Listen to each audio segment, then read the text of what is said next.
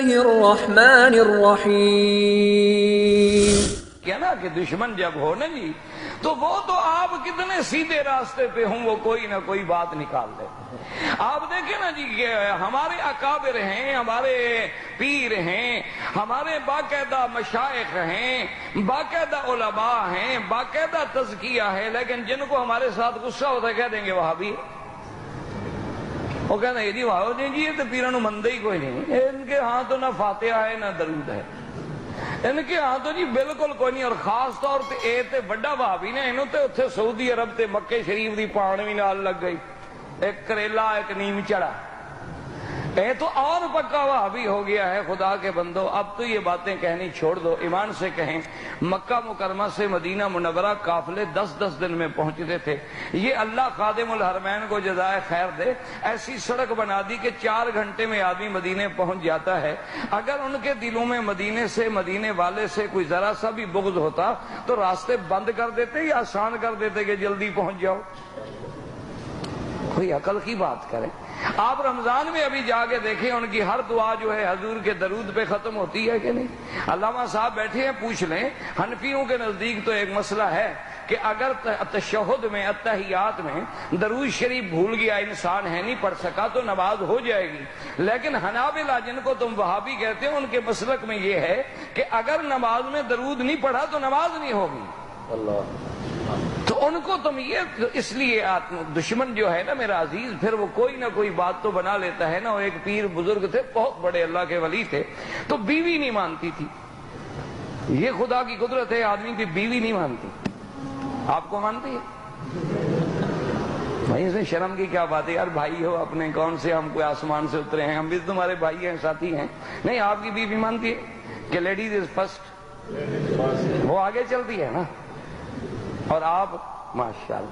اچھا جب کنکریاں مارنے کا وقت ہے نا مینا میں لوگ بڑے مسئلے پوچھتے ہیں مجھ سے مکہ شریف، اور جناب بڑا رش ہوتا ہے تو میں بیوی کی طرف سے کنکریاں مار رہا ہوں. میں نے کہا نہیں جی آپ اپنے مسئلے پہ رہیں، لیڈیز از فرسٹ. اچھا عورت ہے کتنا سمجھدار، کہتے کہ نہیں رش ہے، رش ہے. بازار میں رش کوئی نہیں، میلے پہ رش کوئی نہیں. یہ کرسمس کے دنوں میں جناب کھوے پہ کھوا چل رہا ہے، نہ پتہ لگتا ہے مرد ہے نہ عورت ہے. یہاں کوئی رش نہیں. وہاں مینا میں کن کے نہیں بڑا رش ہے جی تسی مار دے تاکہ مرے تو شوہر مرے نا میرا، جان چھوٹے جائے ختم ہو تاکہ واپس جاؤں کہوں سبحان اللہ کیا خوش نصیب بیوی ہوں کہ میرا شوہر وہاں دفن ہو گیا اور میں دوسرے نکاح کے لیے واپس پہنچ گئی ہوں تیار. تو اس لیے اندازہ کریں دشمن تو بات نکال لیتا ہے. اب جناب وہ ولی اللہ جو تھے، یہ میں ایسے نہیں کہہ رہا بیوی نہیں ماں، اس لیے دیکھیں علامہ صاحب سے پوچھنا انشاءاللہ، قاری طیب صاحب سے کبھی پوچھ لینا. اور آپ بھی جانتے ہیں میرے مدنی کو جب نبوت ملی غار میں، نبوت کہاں ملی؟ ہاں جی. اور صدیق کہاں ملا؟ نہیں سمجھ آئی بات؟ میرے مدنی پہ جبریل کہاں اترا؟ تو جبریل آسمان کا وزیر ہے، وہ کہاں ملا؟ غار میں. اور صدیق زمین کا وزیر ہے، یہ کہاں کٹھے ہوا؟ غار میں. ایک وہ بھی غار اور ایک یہ بھی غار اور ایک تیسری غار ادھر ہے. یہ بھی یاد رکھنا حضرت صدیق جب غار پہ پہنچے تو کہا حضور آپ کھڑے ہو جائیں، مدتوں سے غار پڑی ہے، میں ذرا صاف کر لوں، کوئی بچھو کوئی ایسا جانور نہ ہو. صدیق اندر گئے، صاف کیا تو پھر مدنی گئے.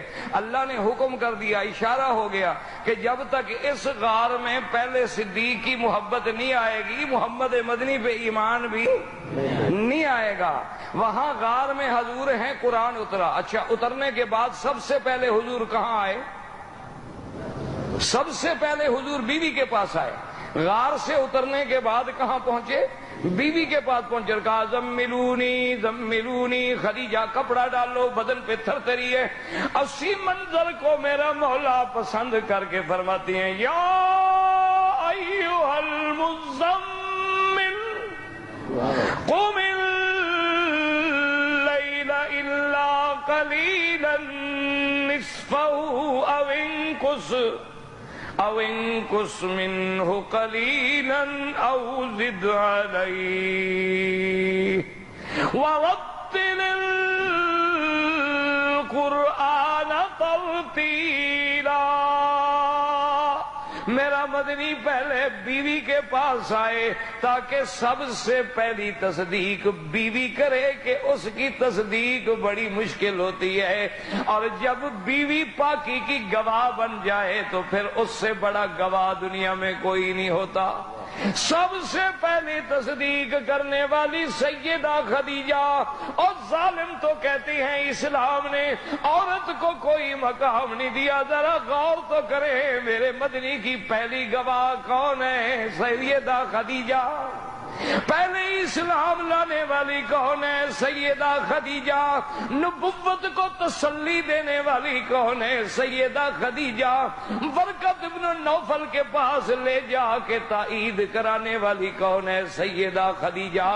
اللہ تبارک و تعالیٰ کے دین اسلام کی عظمت دیکھیں کہ قرآن کی پہلی گواہ بھی عورت، میرے مدنی کی نبوت کی پہلی گواہ بھی عورت، اسلام کی پہلی گواہ بھی عورت، اور آج تک اسلام نے صفا مروہ رکھ کے عورت کو اتنا بلند کر دیا ہے کہ قیامت تک دوڑتے رہو اور عورت اسماعیل کی اماں کی سنت کو یاد کرتے رہو۔ لیکن مشکل یہ ہوتی ہے کہ دشمن کو بات سمجھ نہیں آتی، وہ ہر نیکی میں بھی کوئی برائی نکال لیتا ہے۔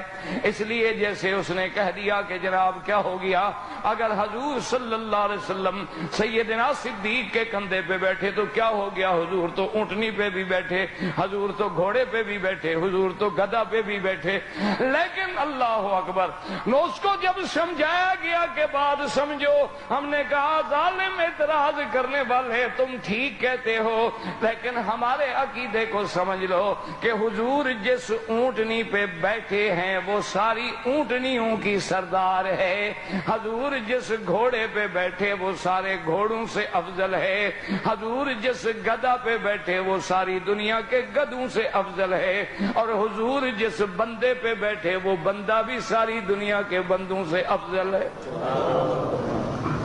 اصل بات تو یہ ہے، حضور تو بیٹھے ہیں، اور حضور جس پہاڑ پہ کھڑے ہوں وہ پہاڑ پہاڑوں میں افضل، حضور جس غار میں بیٹھے ہوں وہ غار ساری غاروں سے افضل، حضور صلی اللہ علیہ وسلم جس مسجد میں کھڑے ہوں وہ مقام ساری دنیا سے افضل۔ اس لیے اللہ تبارک و تعالیٰ کی شان دیکھیں کہ یہ شرف کس کو ملا ہے؟ صرف ابو بکر رضی اللہ تعالیٰ عنہ کو، کہ اللہ فرماتے ہیں الا تنصروہ فقد نصرہ اللہ اذ اخرجہ الذین کفروا ثانی اثنین۔ اب ذرا توجہ کریں، ایک پارٹی ہے نکالنے والی اور ایک پارٹی ہے نکلنے والی۔ نکلنے والے کون ہیں؟ میرا مدنی اور ابو بکر۔ مکے سے کون نکل رہے تھے؟ ہاں جی، وہ نام لے لیا کرو، خیر زندوں میں بیٹھا ہوں نا، خیر ہے زندہ الحمدللہ۔